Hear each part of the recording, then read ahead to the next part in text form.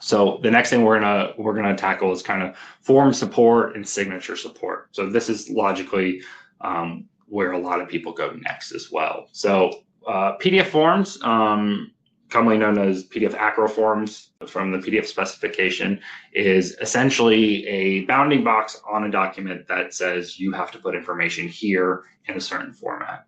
Why are forms valuable? Forms are valuable essentially because it allows you to input and collect information. So when I say input, there's two different ways to input information into a form. One, you can programmatically fill this form out, which I've done with Mr. John Appleseed's information. We've basically routed these form fields to a database. And as I rendered the document, I said, fill out everything that we know. So we know first name, last name, street address. And so now I'm just looking to see if everything looks right. The second thing is just good old fashioned, filling out the form typing. So we're going to go Johnny Appleseed. We forgot he's actually the second, so he's a junior. He moved recently, so now he lives in, 123 Happy Lane in, Raleigh, North Carolina.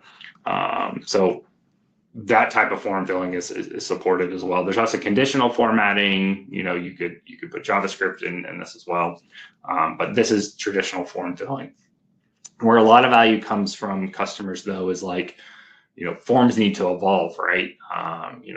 The form I have today may not be the form I need forever. And so, maybe we don't want phone number anymore. So being able to delete this form field or change the properties or change the colors, that's super, super helpful. Or, maybe people are not filling out email, they keep skipping it. So maybe we need to go find a way to make it required that everyone has to fill this out to be able to fill the form. So I'm going to do that. And you know what? We really need a second signature field. Like I really need two people signing this to make sure. So we're going to drop another signature field here. So you can kind of start seeing the picture of all the things you can do.